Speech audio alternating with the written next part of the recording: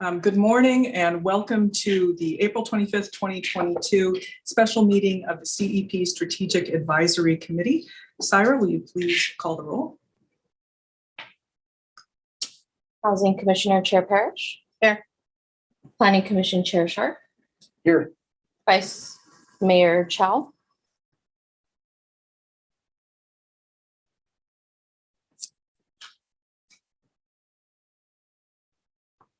Do you see her here? Do we count her as present? Okay. Chair Moore. Present. Thank you. All right, thank you. And we begin approval of the minutes. We do not have those yet. We have no postponements. We move on to oral communications. This portion of the meeting is reserved for persons wishing to address the committee on any matter within the jurisdiction of the committee and not on the agenda. Speakers are limited to 3 minutes. In most cases, state law will prohibit the commission from making any decisions with respect to a matter not on the agenda. Clara, do we have any members of the public with their hands raised for oral communications? From members of the public remotely, none. Okay, thank you. I do see Vice Mayor is in attendance. Vice Mayor, will you please rename yourself, and it may be that you can sharing video. You can opt not to if you like. Okay, so we move on. Seeing no hands raised for oral communications, we move on to public hearings. We have no old business. Our new business is item 1, subject report from staff and EMC planning group describing next steps for affirmatively furthering fair housing and outreach efforts for Cupertino's housing element update process, and present recent housing survey results from West Valley Community Service clients. Recommended action is receive the updates and survey report. Oh, you have a report? Yes, thank you, Chair Moore. Luke Connolly, I'm Senior Planner. I'm going to be turning this over. It's the 3rd meeting of the Community Engagement Plan Strategic Advisory Committee. There will be a presentation by Andy Flower of EMC Planning Group. With that, I will turn the presentation over to Andy. Okay, welcome, Andy. Thank you. Thank you, Chair. Thank you, Luke. I'll begin sharing my presentation now.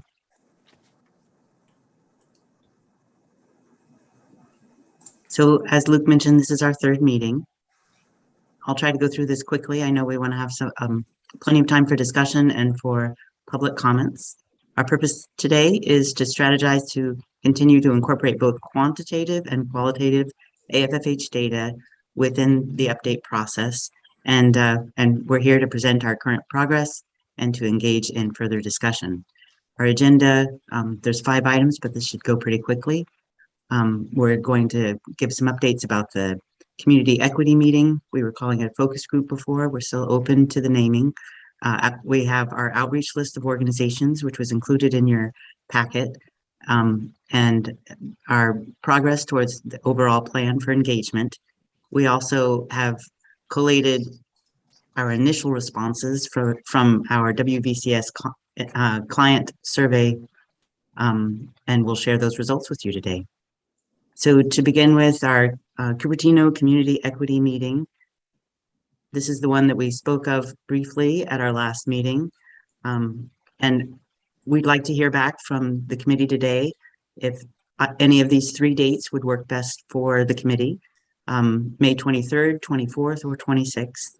The goals for the initial meeting will be to understand what AFFH is, who it encompasses, how to meet the standards, and how participants can help meet these standards. We'll also be initiating discussion among those who represent, advocate for, and provide services to those in need of housing within Santa Clara County community. We have to think regionally because we know that Cupertino is the highest resourced area. I'm sorry, is there a problem with audio or visual? Do you need me to change anything? Oh, it's a little loud, but we'll handle that here. Oh dear. Well, I okay. Certainly can be more soft-spoken. Yeah, it's better now. You're good, Andy. Sorry. Okay. Usually people ask me to speak up. So I wanted to carry forward some of the goals we heard stated from the committee at prior meetings, in part because we haven't had meeting notes yet to look at. So this is a list that we can bring up later on in our discussion if you'd like. This was included in the memo as well. I don't need to run through each of these. We can do so later if you so desire. Our outreach list of organizations. Kylie Clark initiated outreach to a general list of groups here in Cupertino, 28 of them, and those are listed specifically within the attachment that's part of your agenda packet. There are 14 unique groups with De Anza College alone, and there are 24 regionally focused interest groups. As a total, we have 66 groups who have been notified about our goals for next steps with this meeting so that they are sort of primed and ready for participation, and we look forward to that. We have our draft community meeting agenda, and I haven't included all of the details that we've already worked out, but I did include some of the details for the panel specifically. So the intention is we would have 4 panelists representing neurodivergence, homelessness and housing needs, Chinese folks facing discrimination, and root policy input and data. So our overall community engagement plan, our next steps are the 3 focus groups that we brought to your meeting last week, each focusing on a different population and or issue. We also have discrete faith community outreach. There are some regulations that apply directly to opportunities that can happen at church sites, and we want to make sure to create a safe space where those kinds of opportunities can be discussed, and to enable that crosstalk among folks who are in the faith-based community. Qualitative individual interviews, videos, and qualitative feedback. So that's one of our next steps as we move forward, and individual and group participation recruitment. So that's already begun. So our website refresh next steps. We're trying to do some things that we think will be helpful with this next step with site selection. We know that HCD's memo is extremely important. It's also rather dense and a little convoluted in that if you're entering into that memo wanting to get a specific topic or question answered, it can be easy to go down a rabbit hole of learning about something else. There's so much to learn from that one dense memo. So what we've done is we've pulled apart and created an index of different themes that are interwoven into that memo. And so we're trying to create this sort of user-friendly index. It's almost a glossary of terms, but within each of those, you can jump in and learn specifically about that. For instance, no net loss. That's a term that we'll be continuing to use as we go forward, more and more intensely, most likely. So anyone who's jumping in to the process and wanting to learn more about it, or wanting to be reminded as we move forward and start using terminology like that. We're trying to do some new things. We're also recognizing where we see great examples of websites. And so when resources are available to share, we're incorporating that into our resource pages as well. We're trying to walk a fine line of not overwhelming people with too much information, and at the same time trying to make sure that the information we share is what people will expect when they click on specific resources. So we're also proactively preparing for our upcoming AFFH and sites evaluation information. So the public outreach next steps. It's hard to describe what a difference this will be with our website, but it's mostly just to say we're not limited to 1 or 2 pages. Instead, we'll have a lot of elbow room. So we've already begun the site architecture, and now we're just filling in, making sure that we have all of the resources in place before we go live. And once we do go live, we intend on sending out updates at least every other week. And during the really intense decision-making time, and when we want to hear a lot from the public, we'll be going on a weekly basis.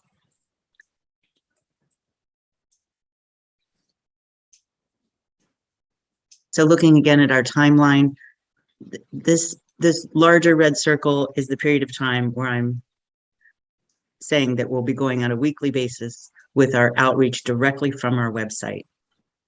And during the time that our draft is with HCD review, you can see that there's not much time, there's not much need for engagement unless what we're able to use this time for is any kind of rezoning considerations and working that out and making sure we get as much public feedback for those efforts.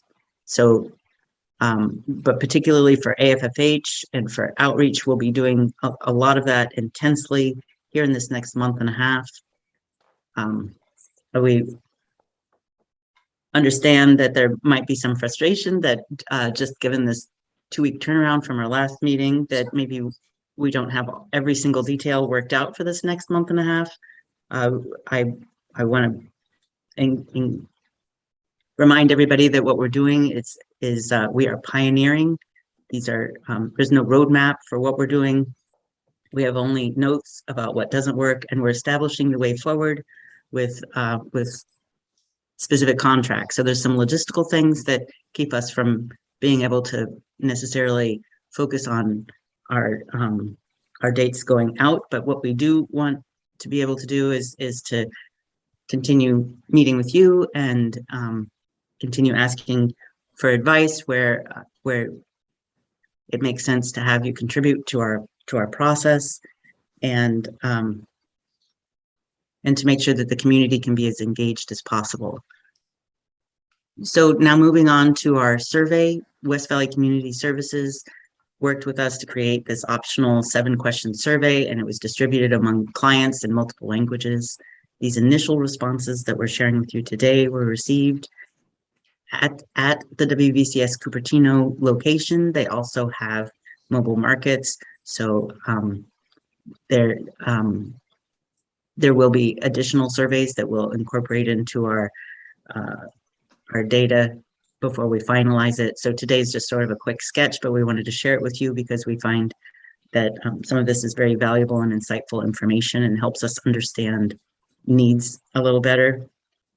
So the attachment that was included with your packet, because some of these options are so long, maybe they got a little cut off. So I wanted to make sure to include within this presentation so you can see the full question. And of course, once we draft our final report, we'll be including every word that we incorporated into this survey. So we can see that among the 38 responses that have been received so far in these multiple languages, 17 folks or families live in an apartment, 8 live in a house, and we have 5 folks that are unhoused presently, and the rest of the numbers are dispersed among the other options. We can see here that among the clients who responded to the survey, almost 79% have lived in Santa Clara County for more than 5 years. Ideally, 31 out of the 38 would prefer to live in Cupertino going forward. And out of these questions, what factors matter to you when thinking about where in Santa Clara County you would like to live?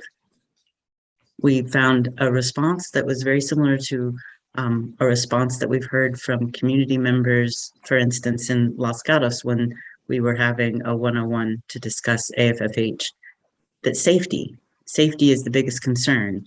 And so what this tells us, it's very interesting to note that safety is the biggest concern from what we're hearing and understanding for both the current neighbors for what this change might bring, bringing in additional housing. And it's also the biggest concern for those who are in need of housing. So it's nice to know that we have a shared goal of safety in mind as we move forward. Housing affordability, as would maybe be expected, is the second factor. And near medical care, 20 out of the 38 are suggesting that being near medical care is a very important factor in determining where they would like to live. Within the past 2 years, have you experienced any of the following housing issues? select all that apply. You have several different options here.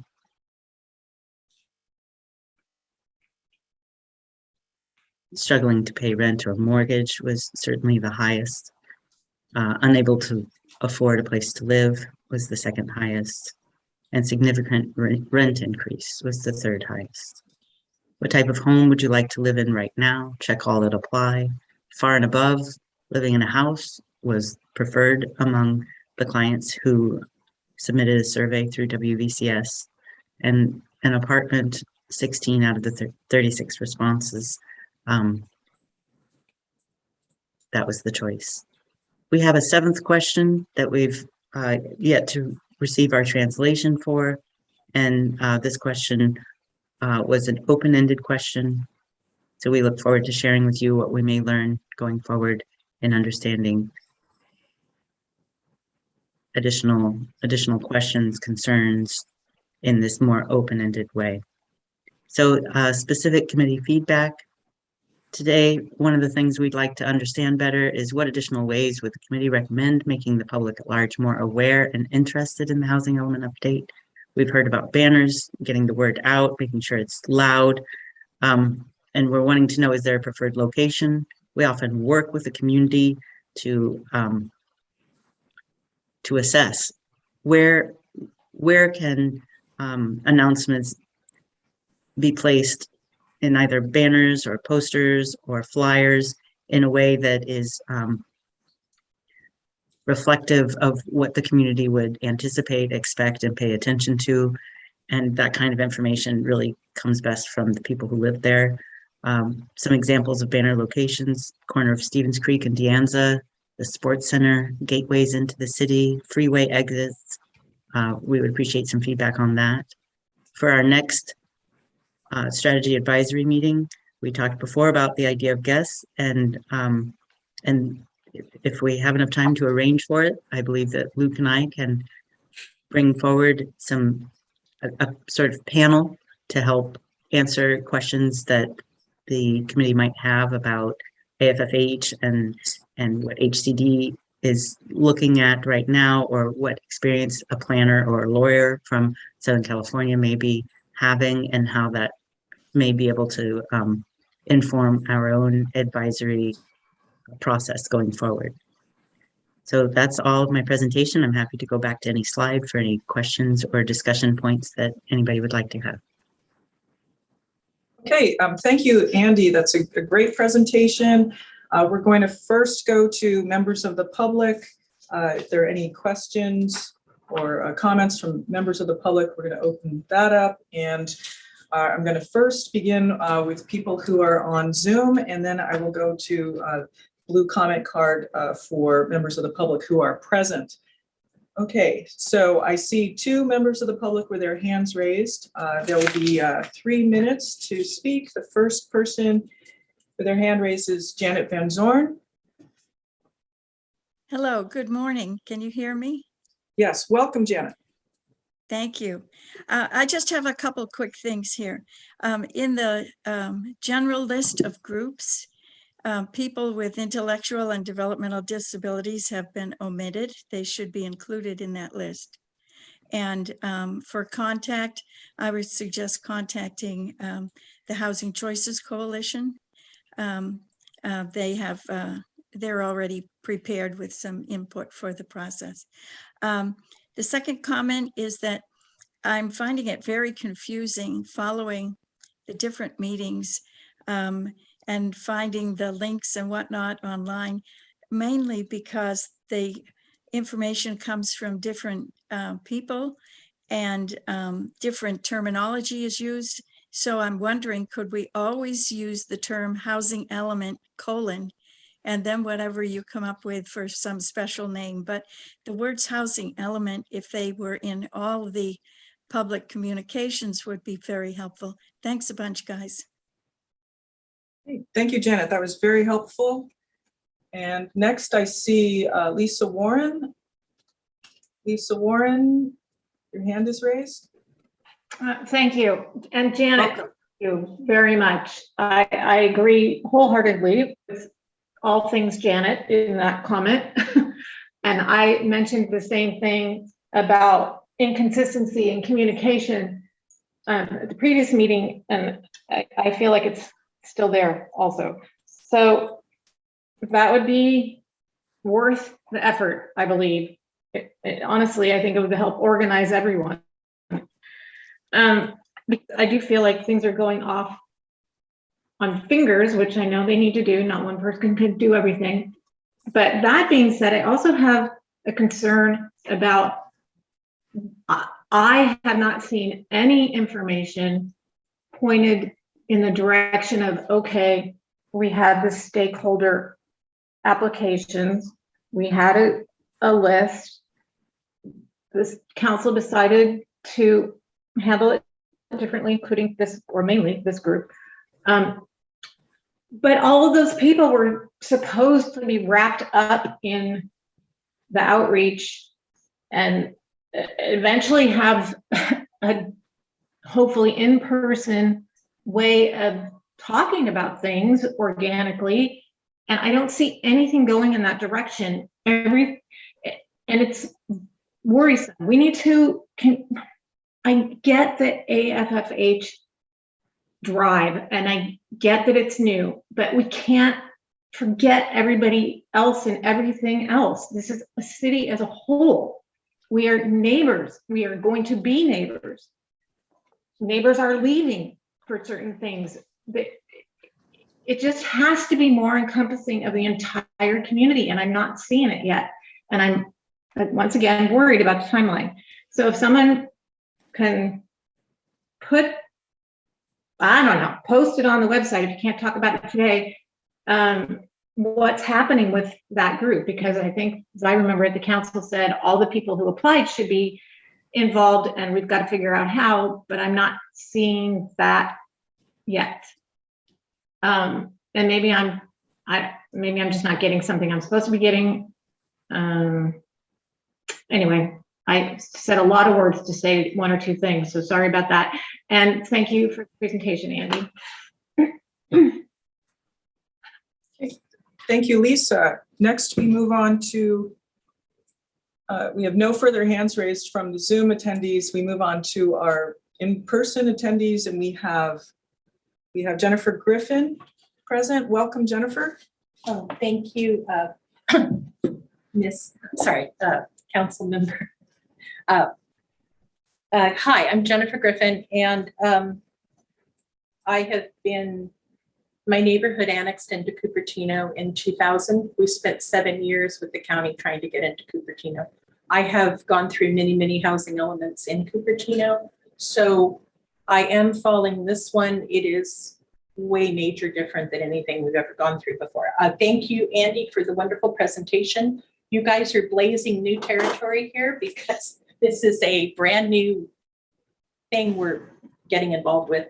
I will tell you right now, I am currently following the housing elements in Capitola, Santa Cruz County. My mother is over there. She is 90. She is on a tiny lot, and she shares 2 other sewer hookups in her backyard. So we are also concerned about the SB 9 bills, the SB 10 bills, and the ADU bills. You cannot build ADUs on my mother's lot because it was subdivided in 1920 and it's on a hillside next to the ocean. So there's a lot on our plates right now. I'm also following the Southern California housing elements, and I am aware of some of the things that are going on there. I am a member of Livable California and some other groups. But at this situation, Cupertino does have to go through the housing element. I understand that. I have some grave concerns about what HCD is doing. I did send a letter to the city council members yesterday, and I will send it to planning tomorrow. I just wanted to make a comment where I would like to take this survey. I've lived in Cupertino since, I don't know, 1995, but I don't know where the survey is. Is that on the website?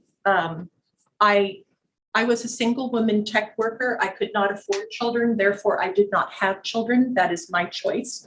But I think that we need to remember that there's a lot of people that live in Cupertino that had a hard time getting housing here 20 to 30 years ago. I rented for 15 years before I bought as a single woman. And believe me, if you have survived being a woman in a single, in high tech for 40 years, you have gone through a lot. So I made choices about what I could afford and what I couldn't. And one of them I gave up was my right to have children because I could not pay for them. So the other question I have is, before I came here, my husband, who has a master's in statistics and he worked as a statistician, he went over some of the responses from the surveys and he thought they were very nicely done, but he had a few concerns in terms of, if we have data, we need to make sure that what we're using it for is appropriate from your survey pool. He didn't think that there were a lot of responses from these study groups that really had a broad range. Now, I guess I'm assuming. So I have some questions about the surveys, and I'm confused about when the next meetings are, and I don't know what root code blue is. Okay. So those are my comments. Thank you. Thank you, Jennifer. So I see no further hands raised from members of the public. We'll bring it back to council, to the committee, and I see Vice Mayor, you have your hand raised. I have a hand raised. So Vice Mayor Chow? Do I go first? Okay. A question about thank you so much with this a lot of information. This is so great that we have been expecting. Finally, we have this is great. And the timeline chart, I still see no date or month listed. That would be really helpful if there's some actual time there.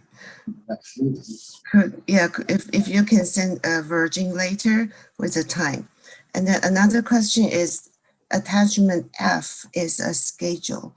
It says it's updated September 2021, or maybe it's a date that's not updated, but thank you for providing that schedule. I'm assuming it's updated like in April. You might want to correct that. And another thing is, I think Jennifer's question probably could be answered because the survey was sent out only to the clients of West Valley Community Service, not to everyone, and not even to other nonprofits, which is something I want to bring up. I think we had a meeting, Stephen Scharf, Planning Commission Chair, and me had a meeting with Project Sentinel. I just happened to have made a meeting because I want to find out what they do. Then I find out that they actually specifically educate and mitigate and enforce the Federal Fair Housing Act, and specifically for affirmatively furthering fair housing. And they have a lot of experience dealing with tenants of different all income levels that specifically experience discrimination of all kinds. And they said that they have clients in Cupertino.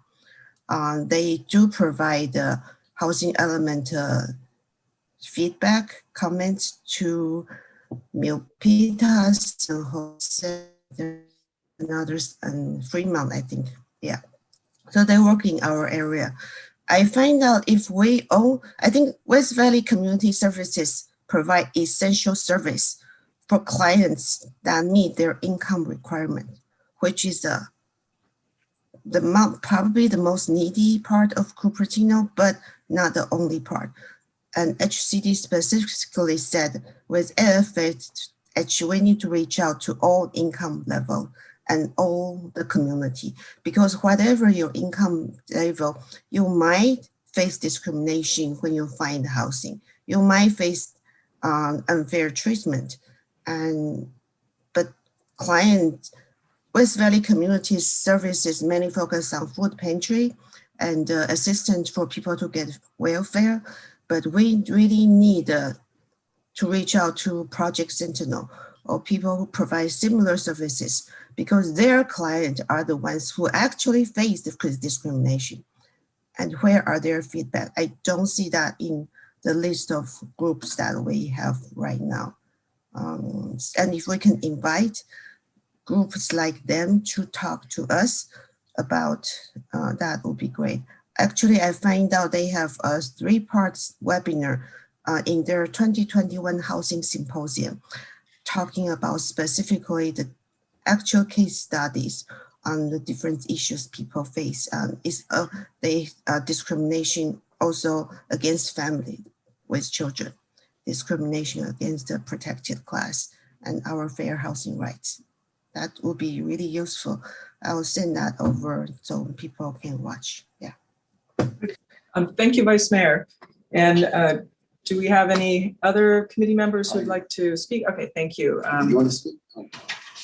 Okay, Committee Member Sheriff. All right, thank you. So I was looking at the slides and the one about the community meeting agenda and the 4 panelists. And I see neurodivergence, I'm not sure what that is, homelessness, housing, and Chinese facing discrimination. I'm a little concerned that that is too limiting. Why not somebody from the developmentally disabled community? Thank you, Janet Van Zoren, for bringing this up as well. And from the Latinx and Black communities, of which we have very few Latinx and Black residents in Cupertino. And the other, Vice Mayor Chow mentioned Project Sentinel. They would be a good group to reach out to. And then in terms of where to do outreach, well, one place would have been great on Saturday was Earth Day, to have a table there, but that's over. I think having a table outside the library on weekends, you get a huge number of residents stopping by, and a lot of them like to talk about this kind of stuff. We actually have a pretty engaged public in Cupertino when it comes to legislative stuff. This is not always the case in all cities, but we have a very well educated and interested community. And I think a library table on the weekend would be a wonderful place to get some feedback. And then in the survey that was done, I saw, of course, most people would prefer house, single family home. I wonder if that survey, if townhouses and row houses were bundled into that question explicitly or not.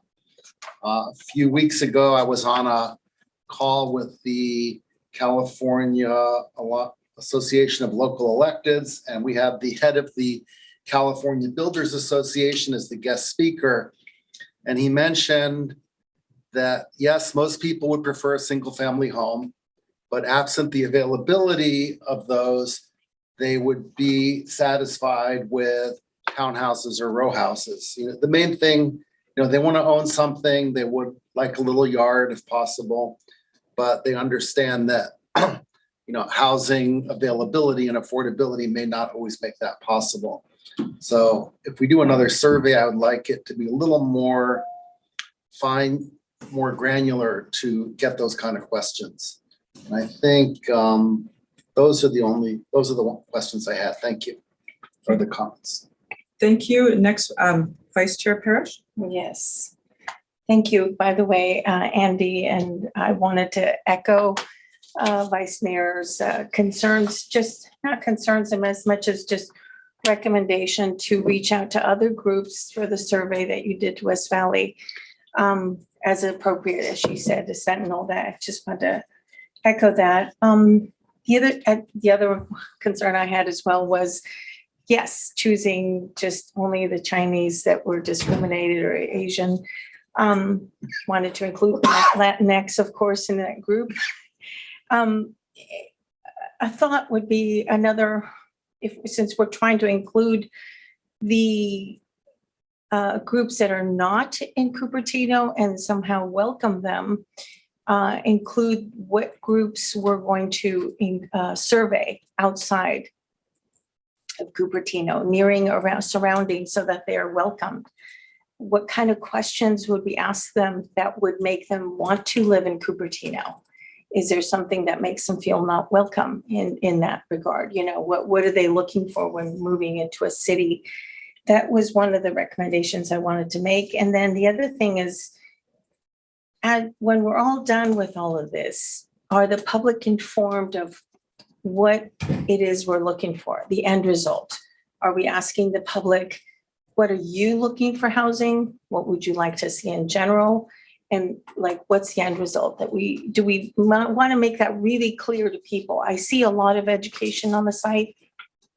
I see a lot of information, but I think for people that are in a hurry and busy and just have a few minutes to glance, which is what we do with marketing, just give them a quick, here's what we need. Here's the end result. What are we looking for from you? Why are we looking to ask you, the public? Very, very clear on that question. And then the other suggestion for venues, aside from Earth Day, would have been good. I had a business cards can be pretty cheap.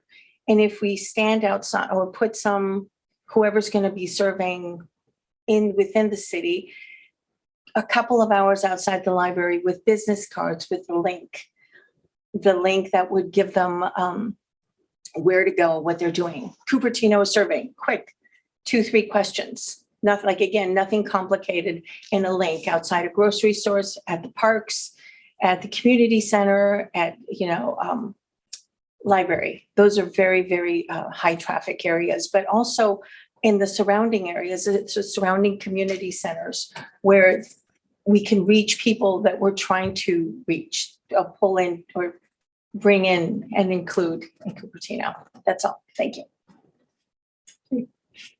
Thank you, Vice Chair.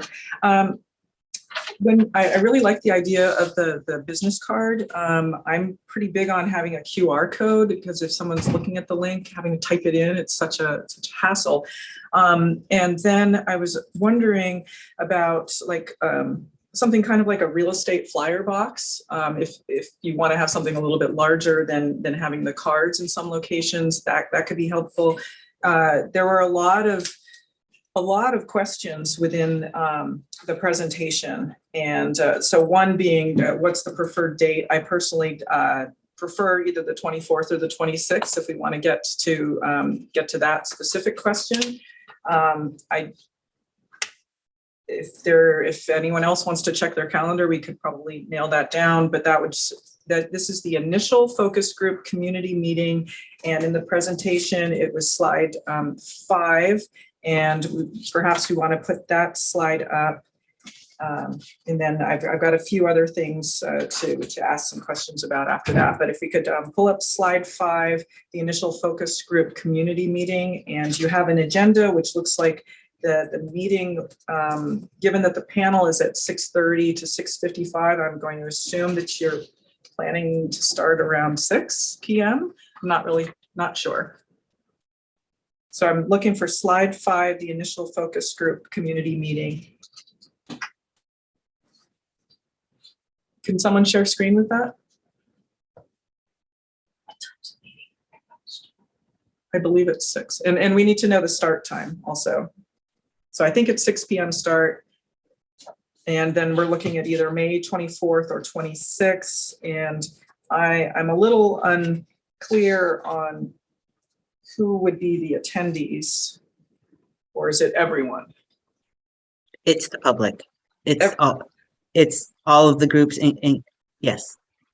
Okay. And I just want to bring up for members of the public that within the attachments, there are a listing of all of the groups. So there's a Cupertino general list of groups. It looks like about 20, including Safe Park in Cupertino, Cupertino School Peach Jar, Cupertino Next Door, CUSD, Charities Housing, Walk by Cupertino. There's another page, page 14 of 23 PDF. We have Cupertino De Anza groups. Looks like there's about 12 to 14 groups there. And then we have regional focused interest groups, youth, senior, LGBTQ plus, veterans, single mothers, undocumented citizen, Latinx, Asian, Indian, and Middle Eastern. There's a food insecure, low income general. So I just want to point out that there are a lot of these groups have already been suggested, and we do have mentally disabled and physical disabled individuals. So many of these groups we have. So if there's some others, please suggest them as and email us, and we can have them added to the group listing. Okay, so we've got the initial community meeting slide ready, and we can make a choice on the 24th or the 26th and let us know, for clarity's sake, is it at 6 p.m. and will that be in Community Hall? Where will we be holding this? Hold on, May 24th is not gonna work. No, actually, let me get that day of the week. May 24th. May 24th is a Tuesday. That's a planning commission meeting on Okay, a Tuesday night, so that's no good. okay. Could you do it earlier, What? perhaps, like maybe start at 5:30, something No, like that? no, because I think, we want to get residents that are coming home from work, not just people that are. And Community Hall is booked May 25th and May 26th for Crust Awards. Okay. Just to be clear, this was intended to be Zoom. We're doing breakout sessions. We want to enable as much community participation as possible. And for this first meeting, it would be Zoom. What time are the Crest Awards? It's reserved all day for setup. I know, but Oh, what time are they? So if we wanted to do it, 6 p.m. on Thursday. okay, it's two nights for Crest Awards? Well, Crest setup is on the 25th. Oh, okay, well, we're doing a Zoom meeting. Yeah, we don't want to have the same day as the Crest Awards. We can't do it the day of the planning commission. But the 25th, if it's a Zoom meeting, I think that. Well, I was the Maybe problem she for was the, person. okay, so I was the me problem too. with the 23rd. And that was because I didn't want to add it on to the audit committee meeting, but that will end at about 6 p.m. So if we can start this at 6:30, then I'll just walk over after audit and then attend. Walk over where? I thought this is a Zoom meeting. Well, I think we should be in person. Me too. Yeah, I wondered who decided Zoom only. I mean, I'd appreciate it So, do Zoom as well, but it should be in person, I think. Okay, and just for meeting maintenance, let's go through the chair so that we don't all start talking at once. Sorry. It'll be easier. Okay, yes, I have Andy? my Vice Mayor? Yeah, so I think for this kind of focus group meeting, we should have both an in-person version and a hybrid. I think some of our community members, especially seniors, prefer in-person, and especially AFFHs. The webinar specified we need to provide different options for people. And also, I think community meetings, the committee members are not required to attend. Although it would be nice if we do, but then I think this is not a meeting of the CEP, it's a meeting for the community. Are we confusing the purpose here? So yeah, just want to point that out. And also the AFFH webinar from HCD said that we should host a meeting at different geographical locations too. So we should keep that in mind.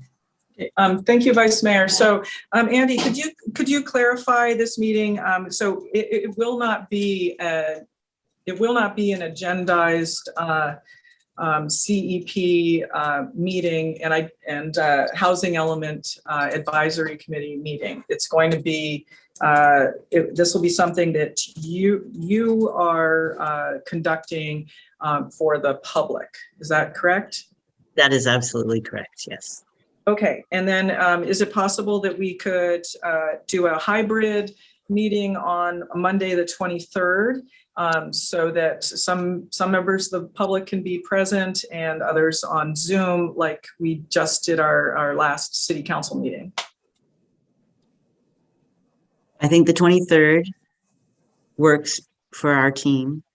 But as far as the hybrid, that is not what was imagined with this meeting, with this kickoff meeting. But I do think there could be value in having a group that meets in person. In other words, maybe there could be a community room that that has access to a screen, and for that breakout room to take place in person and potentially be facilitated by staff such as Luke. I think that could be a very dynamic way for inclusion for people who want that in-person experience, that they can still have the dynamism that is enabled with the diverse panelists that we have listed for this initial meeting. I know that it's not inclusive of everyone we want to meet with, but that's why we have 3 of these meetings. So this initial list, this focus of panelists does not mean that these will be the only perspectives at the meeting. Okay, thank you, Andy. So there is a possibility that we could potentially use the EOC or this meeting room or conference room A upstairs, or have 2 groups split apart if they're able to within the community hall. And I did believe I saw some hands raised here. Were members of staff? Yes, I maybe we could work on, what that in-person meeting could look like. If there are breakout sessions in that in-person group, we need to figure out the logistics of that. So maybe we can work with Andy on figuring that out. Okay. So I don't think this would be the perfect venue to kind of figure out all the logistics that will need to go into that. So, but if the committee is requesting a hybrid meeting where there is an in-person component and then there's, a piece that's virtual, I think we can figure that out. Okay, so it may be that we need to have a very brief meeting between now and May 23rd to go over, just so everybody knows what this meeting is going to be like on the 23rd. And the start time, I'm hoping it will be 6:30, and what could be worked out for what the meeting would be like. The logistics. The logistics part, I'm not precisely sure whether the committee needs to be involved in the logistics of us figuring out, what happens at the in-person meeting. We're happy to, as long as the committee tells us, yes, we want it to be hybrid. What goes into the meeting, we'll make sure that what the virtual experience is kind of translates to the in-person, so that we have parity in what both sets of groups views and participates in. Okay, well, I'm thinking in terms of it being such a long gap of time between now and then, that having a check-in, I think that might help. Sure. Also, we did have some requests for this meeting, things to be met, such as that there would have been a meeting with developers, and there was another suggestion. So we had 2 groups which we wanted to hear back on at this time, and I'll get to this in a second, but I do want to, if you can be thinking about, Andy, what the challenges were for having those group meetings prior to this meeting. I'd like to hear that. And Committee Member Scharf. So I just wanted to make sure that this meeting, EMC is here in person, not remotely, because I'm not hearing that. So Andy, will you have staff in person at this meeting? I'm seeing a thumbs up from Andy. Andy? Okay. I can commit to that, yes. Okay, Yes. wonderful. Okay, so right now we're set for May 23rd, 6:30 p.m. That'll Yes.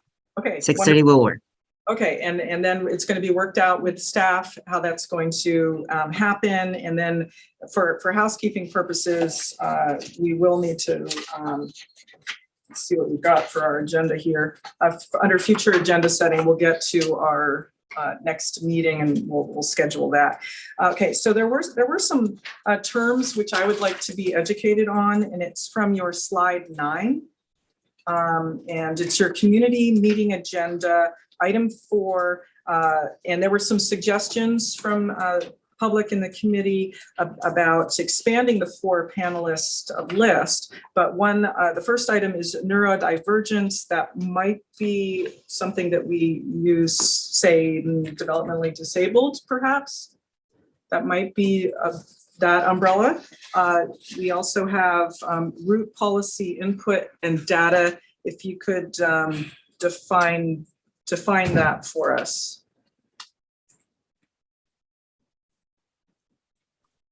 I'm sorry, define. The first term was neurodivergence, but I think that might be a more formal term for developmentally disabled. I also think it's a more positive one. The term disabled, I think, is something that people are moving away from right now. So it's the concept of recognizing other abilities. So Okay, thank you. I- And I appreciate that. And I think we'll work on striking the disabled term from our vocabulary. Thank you. Okay, and the next one I don't understand, I'd like to have defined is this root policy input/data item. What are you referring to there?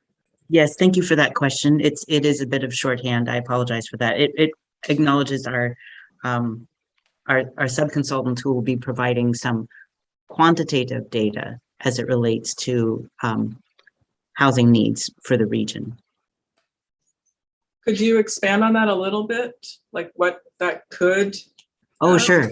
It's going to be very user-friendly. There'll be tables and charts, and there'll be an easy way to acknowledge where Cupertino is in the context of the bigger region. So the idea is that we'll be bringing forward in this initial meeting the quantitative and the qualitative, so that everybody can feel comfortable understanding the context for each.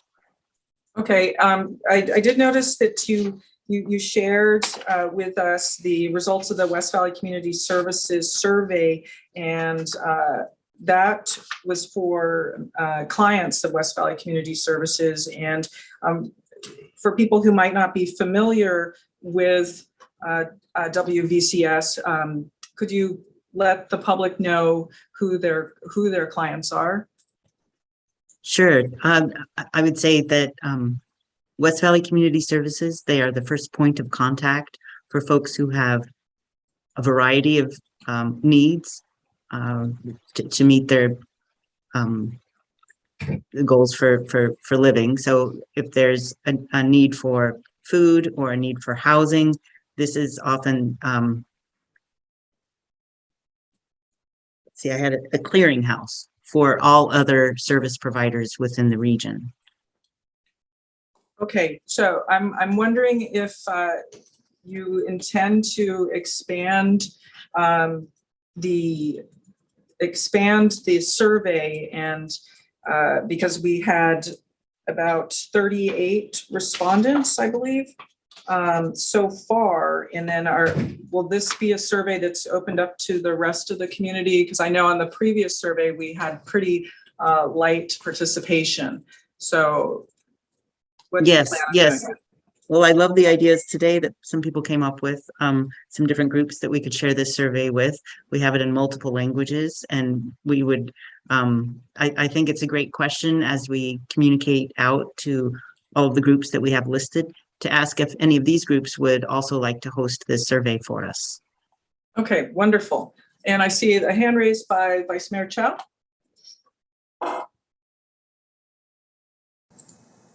Oh, okay.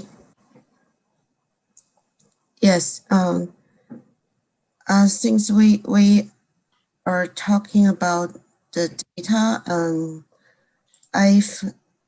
about quantitative data, I recently tried to look for, as you can see in my screen share, this is data from a website based on census.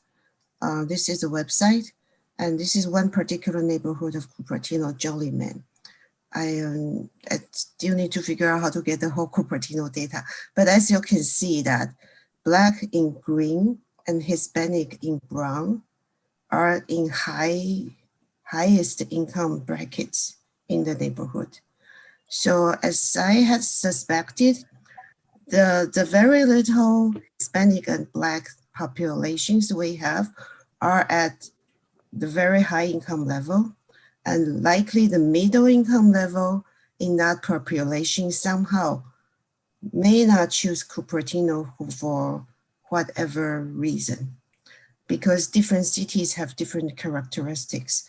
Maybe it may or may not be they can afford, but then if they can afford multiple different cities, where do they choose? So I wonder if we can, your assessment can provide this kind of data for Cupertino. For example, in certain income bracket level, like 100 to 2,000 bracket level, for a certain ethnic group, where do they live? Maybe they don't live in Cupertino, then do they live in some other cities? And then how about from 50,000 to 100,000 income level bracket for different ethnicity, where do they live? Yeah, but this chart is a bit hard to read because it's in percentage, but the actual count is on the rightmost column. So it's the same percentage, but it's for different number of people.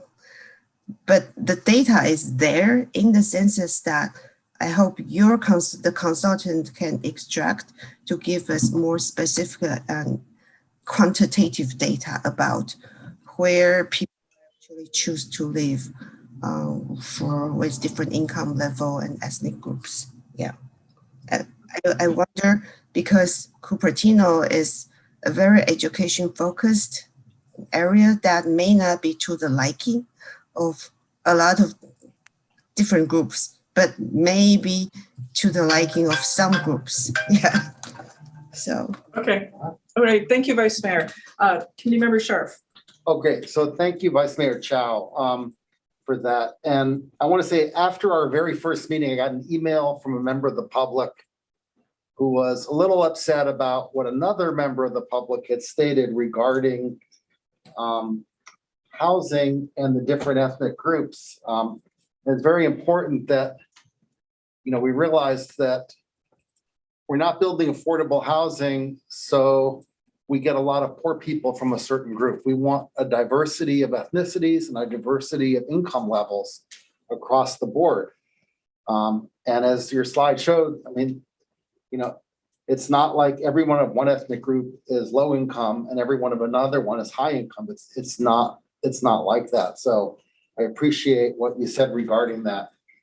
And I just wanted to say a little more about where to do the survey as well. I was thinking about the library again, and I realized our library in Cupertino gets a large number of visitors from other cities as well. We have probably the nicest library in the county, of the county system. And so we do get a lot of people from other cities coming here on the weekend, and it would be a really good place to get input from those from other cities about what they look for when they're trying to choose a place to live. So I would encourage EMC to look into that. Thank you. Thank you. I see, Andy, you have your hand raised. I do. I have a quick follow-on question that just sort of pulls together a number of the comments that we heard today, and I'd love to get a quick read from the committee if possible. I hear that, great. I heard from Lisa Warren and earnestness and as a potential stakeholder from the earlier effort that she would like to be more involved. And I think that may be true of additional stakeholders. And I'm wondering if we can sort of increase our outreach efforts by having such members help to be ambassadors. And as Committee Member Scharf just mentioned, maybe in front of the library, maybe there could be stakeholders who take turns being in front of the library, sharing some basic information. I'm also wondering if stakeholders might be able to help sort of seed our website. We have this great ability for dialogue, but what we know from talking with the designers of this website is that if we don't seed conversations, if we don't get the conversation started, nobody wants to be the first one to answer a question that we have posed within a forum. So if the committee might be willing, if we could maybe work with the stakeholder group as sort of a beta user group for our website to help make it as user-friendly as possible and just get some early feedback from a small group of people who we know have a lot of interest in making sure that the website is accessible in multiple ways, and so that we can maximize the efficiency of the time that we spend with you, so that between now and then they can give feedback to our team make that website stronger so that when you're viewing it, anything else is icing on the cake. And that we can have more sort of feet on the ground there in Cupertino to encourage people to get engaged and involved. Thank you, Andy. Do you have some sense of when this new website will be up? Within this next month. I mean, it's already up, but we have specific tweaks that we're wanting to incorporate, improvements. And because, as I mentioned, we have more elbow room. So we first had to create the architecture of how we want things organized. And now we're making sure that the content is the way that we would want it as that first launch. So I would say probably 3 weeks from now, it'll be at a place where we would especially like to have some feedback to ramp up the quality as quickly as possible. Okay, I'm a little concerned because we have the Engage Cupertino website, and I do understand, and I believe it's Janet Van Zorn talking about the naming that we have here, the naming issue. I even have a difficult time finding this meeting within the city website, and I tend to just hit Cupertino agenda, and I get a list of meetings. I'm having to go from there, hitting city council, going to a next page, doing a pull down tab, finding CEP, which makes no sense to me, those initials. And so I'm going through multiple steps just to find these meetings. And I think that please work with staff to fix that, because it's too hard. And then my other concern is that when you put this next website out there, when you go live, how is it connecting to Engage Cupertino so people will find your information? And I appreciate that you're working on that, but we need to make sure that people can get to it. That's why I'm thinking I really like the Vice Chair Parrish's ideas about having the cards and having more information. I want the QR code for that. You do mention asking where banners should go. We do have the main banner at the marketplace on Stevens Creek Boulevard, of course, and then I would like, which they've done before, staff has put out the lean-to boards. They're about 3-4 feet high, similar to what a real estate agent would use. If those could be put up around Community Hall area, around the plaza, definitely when you're heading into the library, that would certainly help. And there are opportunities for the farmers market at Creekside. It is during the week. It's Friday until like 1 p.m. So you've got all morning there, and it is right next to a pretty popular church as well. So there are a lot of people coming through that could be reached. And I see the Vice Mayor Chow, you have your hand raised. Please. So yeah, another, I think, upcoming a big event is Cherry Blossom. That's in May 1st. That will be a big draw because they will coexist with the farmers market. So I think that will be a great venue. And since we're opening up, I think there will be a lot more events happening if you can connect with Parks and Rec so that they can inform you of all the events. Actually, you read my mind. I raised my hand earlier to address the question from Lisa about the stakeholder group applicants. I think I mentioned that when we created this meeting at the council meeting, the problem with that initial group is the commitment of 8 hours per meeting that screened out a lot of people. Yet we want to be inclusive. Therefore, my concern is that group is not inclusive of a lot of people we actually need to reach out. However, that group is probably a good seed group because, like I asked around people, would you like to apply? 1 out of 5 maybe said yes, but then the one is a person who is retired and has time. But most other people are interested, but they cannot invest that time. And then I see another group of people who are already very invested in this kind of conversation. But what we need is to reach out to people who are usually not invested in this conversation because of either content commitment or just because they don't usually look into these things.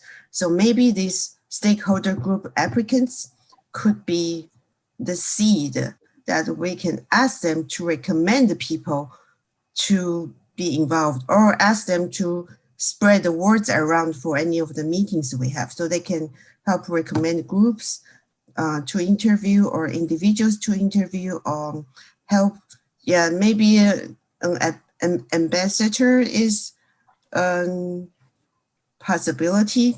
However, I wouldn't want the ambassadors to be limited to those who applied, because then we are excluding the people who didn't apply because they couldn't commit that 8 hours a meeting, right? So if we are starting an ambassador program, let's start a new form that people can apply to be an ambassador. And that means they can help, if we have some meeting, they can help spread in social media in their own group and get people to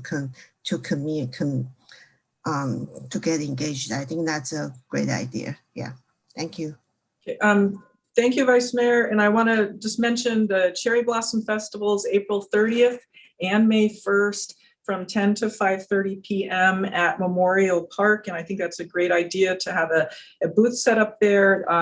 There have been booths at the Big Bunny Fun Run and at Earth Day. So there is, I think that's a great opportunity if we could have a banner set up attached to a booth there and a table with some flyers and information and have the QR code available. I think that would help. We might be cutting it close for EMC to have their website go live and have the QR code associated with that. But I think I would assume that is a doable action. And I don't know if I'm asking for staff time to staff the booth or who would actually be present there. So that's a question perhaps for Luke or Pew to answer if this is a doable request. Yeah, actually, I can't answer that. We are looking at doing something for the Cherry Blossom Festival, having a presence for staff. And regarding Earth Day, we were there. Oh. Yeah. Okay. Yeah. Good. I can speak for a person. But for this specific thing? Yes. Oh, actually, okay. community development as a whole, but we had QR codes to get links to all the city websites, and anybody who was interested to talk about the housing element, that's why I was there. So not too many people were on Earth Day, given the theme of the day, but we were there. So we had a little opportunity to talk about the housing element at that, but I think staff as well as EMC is aware. We're going to try to get out to as many events as possible. So any events coming up, feel free to share them with us. And also one other thing I know that came up earlier on Project Sentinel, we did reach out to them in January. Oh. They were emailed by city staff to participate in the stakeholder group. We did not get a response, but we did reach out to them. Okay, so first, my apologies that I did not see the tent at the booth at Earth Day. I'm hoping perhaps you could, since I'm saying that, at the Cherry Blossom Festival, if you can try to get a really prime location so that no one can miss it, rather than being after a series of other booths and then they see yours. But to see if you can find some real prime location, that would be great. And Okay. Committee Member Parrish? Yes. So Vice Chair. with that, I had a suggestion. I was sitting here thinking, because of cherry blossom festivals and anything else, if we see the City of Cupertino is doing a survey, they may not respond and go, I live in Santa Clara or in neighboring cities. So I would like to suggest, it says very clearly, City of Cupertino is asking neighboring cities survey or questions. If you are a neighboring city resident, please respond type of thing. And then the other suggestion about starting the comments on the website, and no one wants to be the first to, Andy, you made that, yeah. I didn't know if it was going to be public or private. I think people will be withholding information if they think it's going to be public. I think there should be an option for private, because I know a lot of people, you know, once you get the group mentality going, no, I'm not going to say anything because the majority of people think this, they won't want to voice their own opinion. And then the banners, I was going to suggest a farmer's market and the like. But as far as the stakeholders, like Vice Mayor Chow suggested, but more so, having them bring these the banners, or having, for example, if we have the Chamber of Commerce say, reach out to all of your members and see who wants to put in a sign in their store. Like, have them reach out as many and do the chain reaction. If you represent a church, great. Are you going to pass it out during a church meeting? Or if you represent a school, whatever it is, whatever the stakeholders, have them specifically reach out and then maybe share what they did. That's all. Thank you. Vice Mayor Chow, your hand's raised. First, there is one attendee, Lauren Holler, with hands raised. I don't know if he or she represents an agency with some answers. We want to check, maybe we might want to check.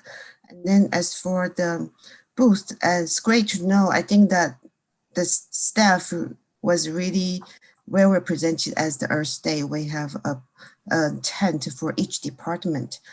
However, I wonder what kind of verbiage you put on the sign so that people understand. If you put housing element, likely people are not going to want to talk about it. And maybe we need some language that people can understand. Yeah, maybe community has some idea, maybe whether you know what fair housing is. Would you like to improve housing opportunities for I don't know, just something that's a little more in touch with people, I guess. Yeah, okay. So I think we have more hands up now. Okay, all right. Thank you, Vice Mayor. And I see Committee Member Scharf, your hand's raised. Okay, yeah, I was at Earth Day and I saw community development, but I didn't connect that. I didn't see a sign that says like discuss the housing element. And I think people would probably not connect housing element necessarily with community development. So I hope at Cherry Blossom or wherever you have a banner or a sign that explicitly talks about the housing element and what it is, not just community development. And then regarding Project Sentinel, when Vice Mayor Chow and I met with the director, I know she's new. I don't know when exactly she became director, but It's 3 weeks. 3 weeks. So I think whoever was the director previously and didn't respond, that's too bad, but I think it would be a good idea to reach out to them again now that they have a new director who has expressed interest in participating. So that's all. Thanks. Thank you. I have a question for Chris. There are 3 members of the public with their hands raised. Is there anything, any reason not to a 4th? Okay. Yeah, I didn't know we could. I got it. Yeah, so do you have an opinion about opening comments back up? That's within the discretion of the committee. Okay, so I am going to open this back up for members of the public. I'd like to limit the time for 2 minutes. This should be follow-up comments and try to get to the point quickly and beginning first. Actually, Lisa Warren, you had your hand raised first. Lisa Warren, 2 minutes, please. Welcome. Thank you. I've had the urge to raise my hand several times. I raised it right before Vice Mayor Chow said something about the wording of these banners. I think that's critically important. And not only that, but when your message to these groups is going out via email, it needs to have a subject line that is not like, what the heck is this? And that sounds boring or awful. You need to catch attention the first chance you get. And even if it's to have the banner first say, there's no place like home, it's flat out big. And then underneath, how are we going to find homes for all of you? Or what kind of homes do you want? Or because they don't know this lingo, and it's boring and it's political and it's icky. And to get them to feel like it's part of their lives, you need to describe it differently. So yeah, I could go on and on, but I won't. Thank you. Thank you, Lisa. Okay, next I see, okay, right now it's showing Janet Van Zorn next. Janet, welcome. Hello, can you hear me? Yes, welcome. I think that there's a problem that you much too quickly changed the terminology from developmental disabilities to neurodiversity. And the reason that I raise this is that in the term neurodiversity, it does not always include people who have developmental disabilities. Some people with developmental disabilities are neurodiversive and some are not. Furthermore, the terminology developmental disability is in the statutes of the law. And it's very important that that term be left there to be consistent with SB 812, if you want to look that up and see why. But it's really important. And so I just would ask you to please not be quick to change the terminology. That has happened so many times over the years. And what happens when the terminology gets changed is that we get excluded. That's why it's been so hard for us to get housing all these many years in Cupertino. And so I'm really urge you to please not change the terminology. Developmental disabilities is the term that we should be using. Thank you. Thank you so much, Janet, for patiently educating us. And I also want to thank Vice Mayor Chow for making sure we go back to the public and hear more comments. Otherwise, we would have missed that. And next we have Lauren. Lauren, welcome. Hi, I'm Lauren. I'm with EMC Planning. I work with Andy and have been working behind the scenes on the website and just wanted to provide clarity on some of the comments beforehand and being worried about the new website. So there is engagecupertino.org, and then the current project tiles or pictures that you have that lead you to the housing element, it would, once we connect it, it would still lead you to this new page. So it wouldn't necessarily, we can still use the same kind of advertising that we've been using. And we definitely wanted to didn't want to cause any confusion. And we've been working closely with Cupertino staff to make sure that that is a priority. Terrific. Thank you, Lauren, for sharing that. And I'm not seeing any further hands raised from members of the committee. I do have, oh, I'm sorry, we have a member of the public present, sorry. Thank you, Jennifer, welcome. Thank you. I know these meetings are very, very taxing for people, especially with the hybrid. We're all getting used to this, I worked in IT for 20 years, so I'm sure your IT people are stressed to the max. I am. But I'll tell you right now, starting out, we have already excluded the people that live in Cupertino. I am very, very concerned. I have been through a lot of meetings in this city, went through all of the Apple headquarter meetings, saved trees. That entire row of trees on Homestead that is there is because of people in our community. And I really, I understand fully everything about this housing element, about HCD, ABET, MTC, California YIMBY, other groups that are involved. I have been following this since 2016. This is, and I'm not the only person in my city or other cities, all right? And I have my own opinions and there are other people. I have spent hours of my life in the 2 years calling my legislative people with zero response. SB 50, last summer, I spent hours trying to get these bills that have no sense stopped. We're not doing that again, all right? And I just want to put in a plug here. My husband had some very choice comments, which I will not repeat, about some of the survey results.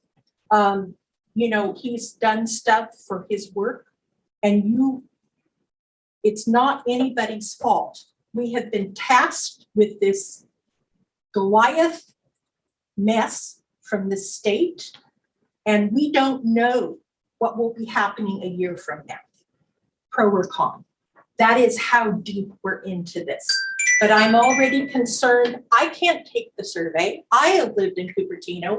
I sacrificed my life, my children's, so that I could live here, but I'm not being represented and I will not be excluded. I am a senior. I'm a homeowner that had been here and probably could barely, I couldn't afford to move anywhere. I hear nothing about anybody that lives in this city. It's all about everybody in every other place. Well, I'm sorry. I don't, you know, we're all doing the best we can, but we need to not exclude the people in Cupertino. If HCD has a problem with that, they can take it up with our governor. Thank you. Thank you, Jennifer. Okay, and Andy, with regards to the survey, we need to make sure that we have participation from the people that currently live within the city, and I'm sure you took that to heart. Okay, and with that, I see no further hands raised from members of the committee, and we move on to staff and committee reports. Do we have any staff or committee reports at this time? No. And then next item is future agenda setting. I do want us to have a meeting sometime between now and our, we agreed to a May 23rd, 6:30 p.m. meeting. So if we could all pull up our calendars and figure out I like this time, the 11 a.m. time coming up. Someone has a day they want to suggest. Sorry, say that again. We need a day, an 11 a.m. time, and we need to pick a date. If someone could make a suggestion. Is that between now and the 23rd? Between now and the 23rd of May. And so council will be at a conference in May from the 10th through the 13th. So if possibly on the 16th at 11 a.m., would that work? May 16th at 11 a.m. to have an update meeting. So we'll do, you know, one last run through. We'll refresher on what the agenda is going to be, the members of the focus groups, which we'll have. And yes, Vice Chair. I wanted to suggest the week of the 9th through the 13th, because if you wanted to make any timely suggestions, we'd have enough time rather than just the week before. All right. So alternatively, May 9th at 11 a.m. Does that work? Yep, that's for me. Yeah, on the moon. Andy, you're shaking your head. No. Okay. Did the 16th work?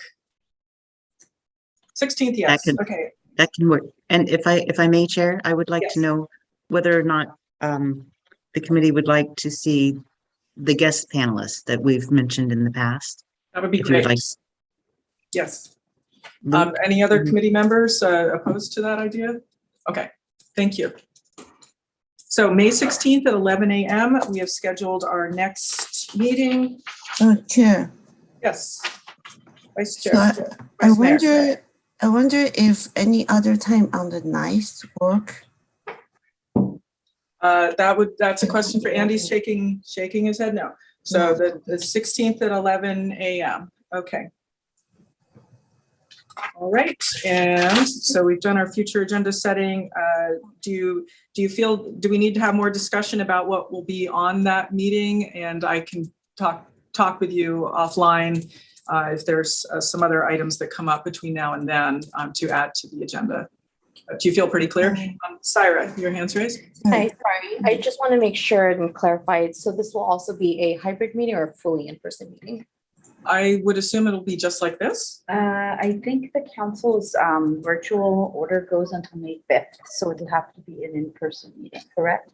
The current plan is to extend that order to allow for flexibility, so for at least another month. So you would have the option of doing in-person, virtual, or hybrid.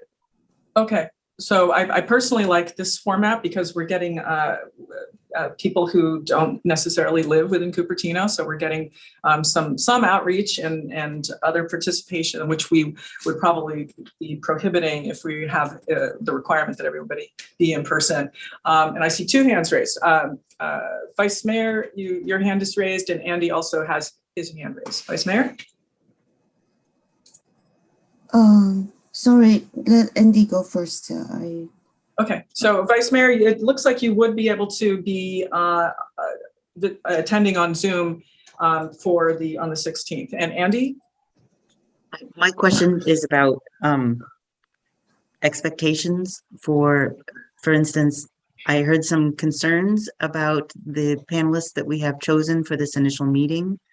I'm happy to bring forward Kylie Clark, not at this moment because she wasn't prepared to join, but we have some reasoning for the groups that we initially selected.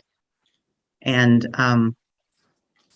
I could attempt to recall that discussion. She's the expert on who her clients are and why these details of the whole, in other words, as inclusive as we would want to be, we can't have, you know, a full representation of everyone we want to make sure is represented throughout our entire process at this first meeting. So this is a group that provides touch points that that involve clients who are ready, willing, and able to speak on behalf of groups of people in meaningful ways, and that advocacy is something that has been grown over time. So this is a unique opportunity, and it may on its face look like a group of panelists that, you know, doesn't necessarily check all of our boxes, but I have full faith that this is a perfect panelist group for now, for our start. Thank you. Understood, Andy. And I'm hoping that you will take the suggestion to broaden the term neurodivergence to include developmentally disabled on the presentation materials moving forward. And I think bringing both of those terms sounds like that is the appropriate thing for us to do. Okay, and Vice Mayor Chow, your hand's raised. Yeah, thank you. So I'm a little concerned that we sent an email to Project Sentinel, they didn't respond, and then that's it. This is an organization that we actually provided the CDBG grant to in the past, and they do serve Cupertino residents. If they didn't respond, shouldn't the staff who have had contact with them reach out, phone call, like I reach out for, not for this purpose, but I reach out to and then find out their new executive director was very happy to have a meeting. So this is just one. There are many other, I'm guessing, similar organizations. They didn't respond and we just dropped them, even when they provide essential services to Cupertino residents. So we need to figure out a better way of outreach. And I'm wondering what kind of email was sent. Maybe the subject line is not clear, the content is not clear, they got ignored, or maybe because they have a change of guard and then somehow they dropped the ball. I don't know, but there should be 1, 2, or 3 outreach. So how do we improve that situation? Thank you, Vice Mayor. And I think the Vice Mayor and Andy can work offline to go over the back and forth for the emails to try to have the outreach be more effective. And so, for instance, how to reach Project Sentinel. And I'd like to see Project Sentinel added onto one of these three lists. I believe it would be the Cupertino General List of Groups, perhaps, or it could be the Regional Focused Interest Group. But one of those two, I'd like to make sure that the Vice Mayor's suggestion is followed up on, and that name Project Sentinel is shown on the lists. And Committee Member Vice Chair Parrish, your hand's raised. Yeah, just maybe one more thing, Andy, so it's clear to the public that we are including all of the residents in Cupertino. The outreach that we're doing with the business cards outside of the grocery store and at the library and all that is for the residents. Somehow put residents of Cupertino, so it's known that we're trying to reach them as well. You know what I mean? That all the efforts are going for them as well. Thank you. So, Vice Mayor. Yeah, one other comment. I think client of West Valley is one specific group that need help. And then I know that we are paying them to participate in this interview so that they can be compensated, which is good. But my concern is this is a people who are in a vulnerable stage in their life.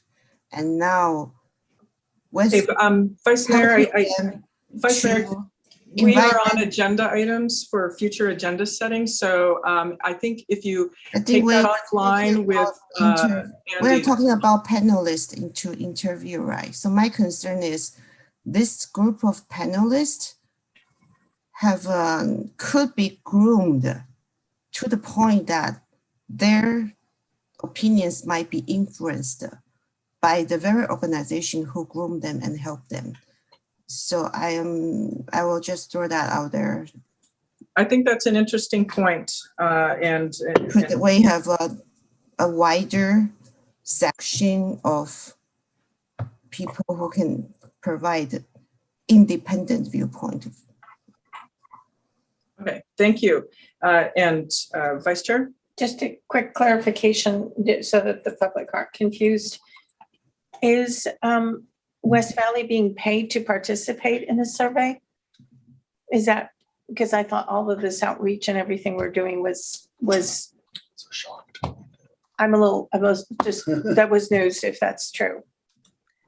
The survey, no, nobody was compensated to participate with the survey. Their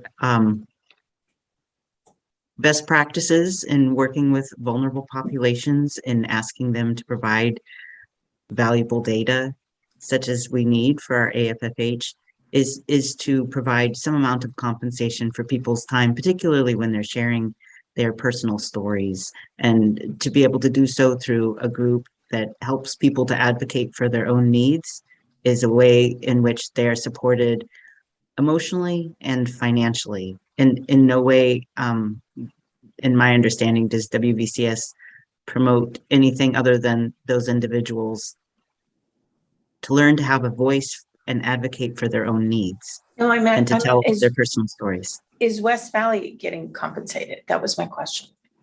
Oh, West Valley, at this point in time, no. But as they will partner with us through these outreach meetings, yes. That's okay. Then if I'd like to add to the agenda item for next meeting, can we include a topic of that? Who's compensated? Them as a stakeholder versus other stakeholders? How are they different? And why are there? Could we add that to the next meeting, please? I am in agreement with that we can have an update on the organization of our housing element process and the subcontractors, I think. Just for clarity's sake, I'm not trying to stir up anything. I just wanted to discuss that. No, it didn't keep it to the agenda item. Thank you. Not as an audit, but as a you're just going to share with the public who our consultant is, and that we are using like a subcontractor, subconsultant. Thank you. And Vice Mayor? Yeah, so also I would like, I think to avoid this kind of perception that someone is influenced, we need a list of organizations that West Valley can reach out to, so that, because my understanding is West Valley will help us reach out to other organizations, but now we couldn't even reach out to Project Sentinel. That's an issue. So what exactly are the outreach capability of West Valley Community Services? That we need to know. We cannot just say West Valley will do it. We need more transparency on that. And if we are interviewing client, and if West Valley is doing the interview, then likely the best way is for West Valley to interview not their own client of other organizations, so that there is, and then other organization can interview West Valley client. So there is not that perception of influence. Yeah. And I think that's the point of having West Valley, is to reach out to clients from multiple organizations, not just West Valley clients. Thank you. Thank you. And that can be part of the informational update that we receive at our next meeting. So we're scheduled for May 16th at 11 a.m. and we have filled the agenda pretty nicely with items for that. And seeing no further hands raised, thank you everyone who participated again today. As we move forward and we are getting ready to have our big kickoff meeting on the 23rd, our panelist forum, very excited. And with that, this meeting is adjourned. Thank you, everybody.